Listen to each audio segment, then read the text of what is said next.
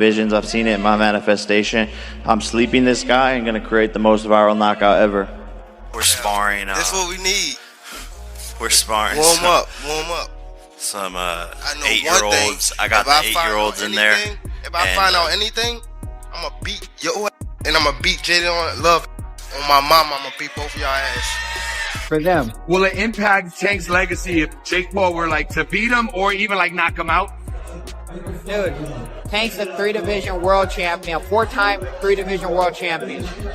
At the end of it, bro, you can't take anything away from him. Following Jake Paul's reported promise that he could knock Gervonta Davis out in just 3 rounds, a jab that gave the already raucous build-up more serious stakes. According to critics and insiders, Davis's reputation is at stake in this fight because it's uncommon for someone of his caliber to encounter such a mismatch, and a loss would raise major concerns. However, the triumph would be unforgettable if Davis could overcome Paul's advantages in stature, power, and publicity, a moment that might determine how boxing fans would always remember him. I think Davis is more to lose because he's the bona fide world champion. I don't care if he's much smaller. I think Jake Paul has sort of plateaued as far as where his boxing is concerned. It's rather low level.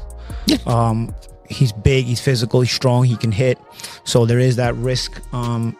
Davis, at lightweight, you're in a moment where it's too physical for you. You can clinch.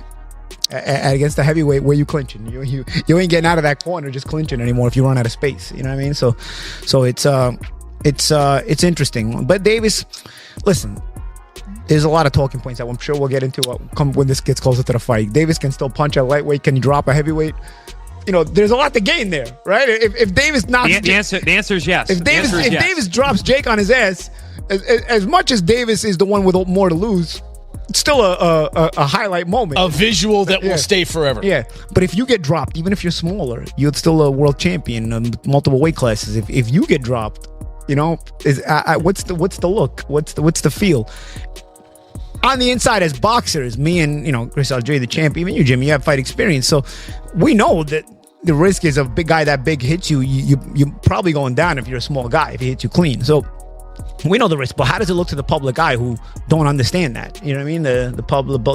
So there is a lot to lose, though. There's a bit to gain. I wouldn't necessarily have an issue with this had Davis's career arc been one that benefited boxing. Davis was manufactured and put into a position where he's supposed to benefit boxing, and I don't think he has. I think he's hurt boxing. So by giving him this reward, that's my problem. Why are we watching this? Why don't you make him earn his spot that he still hasn't earned? By promising to deliver the year's biggest knockout when he takes on Gervonta Davis, Jake Paul has raised the stakes. It's obvious that he doesn't view this as just another argument. He desires a highlight that takes center stage in headlines. According to his public remarks, he views this fight as an opportunity to prove himself, surprise doubters, and make a memorable impression on boxing history. Paul is placing a wager on both theatrics and power by going for the biggest knockout, suggesting that this fight is about more than just winning. Fighters, because this thing is going to be watched by hundreds of millions globally.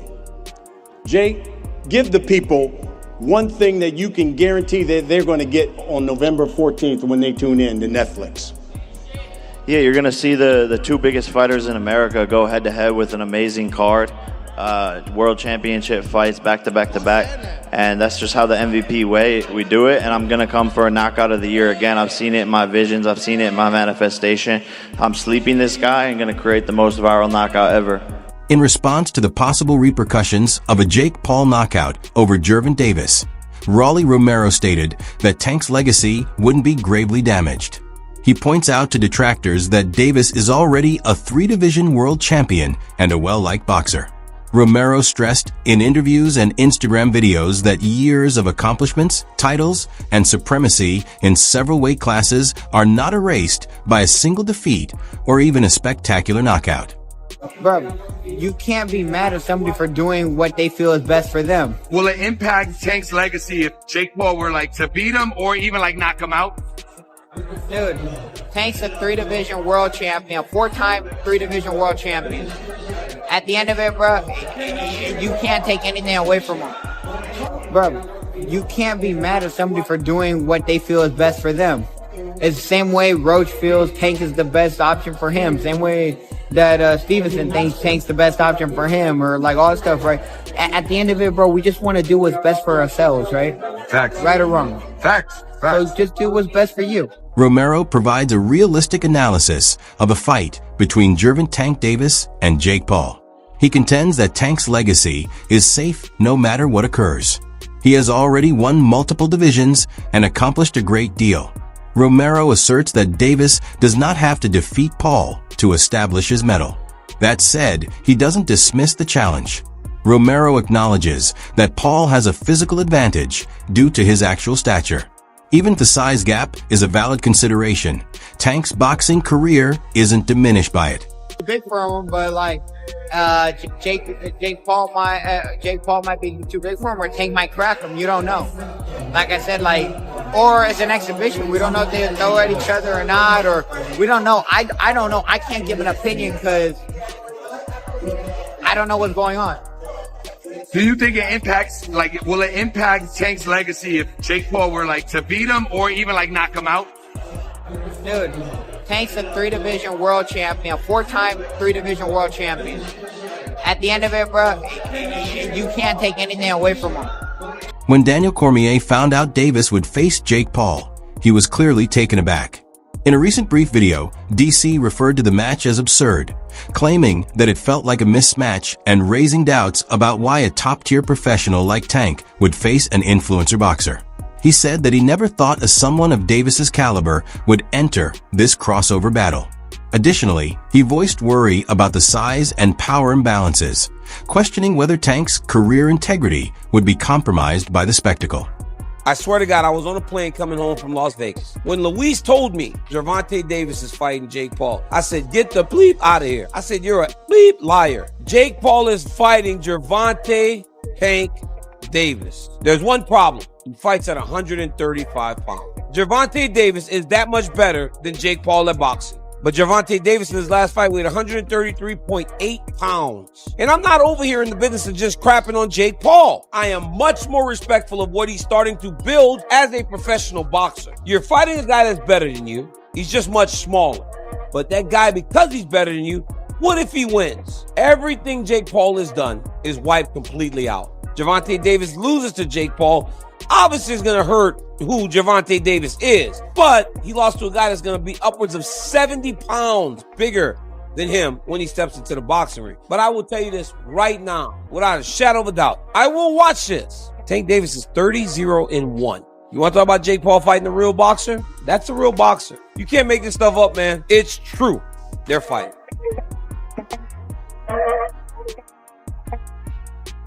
These crossover contests are frequently driven by spectacle and hype, which KSI has criticized for obfuscating the distinction between entertainment and sport.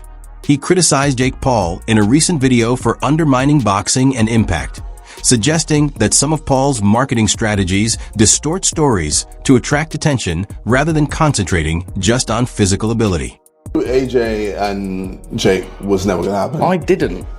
Really? Yeah. You thought it was actually going to happen? Bro, it's so crazy. I feel like so many people just believe everything online. But that's pretty unbelievable on the other hand. I feel like I know. Well, okay, how do I say it like this? Itoma versus White. I had a lot of people bet on White winning. And I'm there like, you guys don't watch boxing, do you? You just look at a record and go, oh, Dylan's fought many more people than Itoma. That record says a lot. Itoma's like 18, not 18, Itoma's 20, inexperienced, one. I just knew Itoma was gonna just destroy him. And I think a good fight for Itoma would be him and Wilder. Journalist Gareth A. Davies has voiced grave concerns with the forthcoming clash between Jake Paul and Gervonta Davis, characterizing it as yet another instance of boxing emphasizing show over substance. Davies contends that the fight compromises the fairness and competitive integrity that have always defined the sport because of the obvious weight disparity and the exhibition status. He claims that the battle might draw media attention and bring in money. However, doing so runs the risk of undermining boxing's legitimacy as a legitimate athletic competition. Signed. I think we've gone out of the frying pan and into the fire because we thought we were going to get Jake Paul and Anthony Joshua very soon. We'll speak to Frank Smith about that in the next section, obviously. Eddie Hearn was teasing it to me personally last week. £80 million on the table for Anthony Joshua to fight Jake Paul. But 8 inches in height difference, 7 weight divisions between them, 5 stone, 70 pounds between them. It's a joke. It's a circus fight as opposed to a disgrace of a fight, which was Anthony Joshua and Jake Paul. At least you feel in this you've got quite a poor, very big one against a pound-for-pound, brilliant, unbeaten little un. And the little un who'll come up to his navel will hit him with a lot of body shots. I said in the week with to Danny Kelly and Charlie Brooker that... do I mean Charlie Brooker? No, Baker. Charlie Baker. That Charlie Brooker's a different person altogether. That... he'll be throwing the Superman punch, the leaping left hook. It's going to be a very odd thing. It's called, in inverted commas, an exhibition bout. But everybody in boxing who is a name doesn't mind going in with Jake Paul because they know they're making millions of dollars. And that's the only reason that Gervonta Davis, who's being called the poison little elf by Jake Paul, and it'll be fun in the build-up. Everybody in boxing knows they're guaranteed to make millions of those silverbacks, those greenback notes that they give out in America, and they give them out for fun when Jake Paul fights. So he's not going to say no to it. But can you pick a winner in that fight? As fight night draws near, Tank has also acknowledged a number of factors regarding Jake Paul's battle that truly concern him. Power is brought up constantly, stating that he needs to see how hard Jake can punch.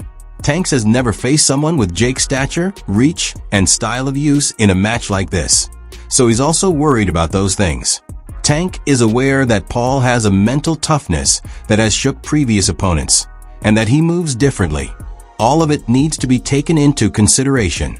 Notwithstanding these reservations, Tank is adamant that on November 14th, he will adjust in the ring, step up, and give it his all.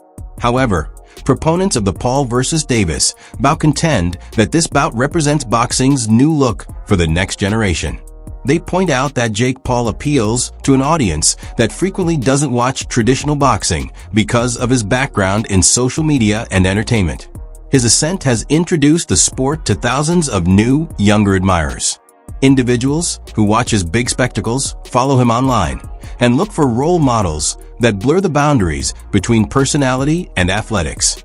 Gervonta Davis, on the other hand, is commended for being unvarnished, genuine, and raw, characteristics that appeal to younger audiences weary of high-end advertising. It's been 4 years in the making, when a fairly novice Jake Paul made a wish list of future opponents, and right in the middle of that list was Gervonta "Tank" Davis. Many laughed at the time, and some still can't believe we're here. But these two young men are the face of boxing for Gen Z and Gen Alpha. They are the two biggest boxers in America, and they are putting it all on the line. One has the speed, the skill, the accuracy, and the one-punch knockout power. The other has the size, the force, and the unbreakable confidence to make this must-see Netflix. Does Jake Paul have that concerns you? What concern me, his power. Gotta test his power. Gotta test his, just everything, to be honest. I never been in the ring with, Jake, so I could say, a lot, but when it comes down to November the 14th, I gotta be in there with him. I gotta be able to, his arm reach, his size, his power, the way he moving and things like that. I just gotta adapt, as I fight him come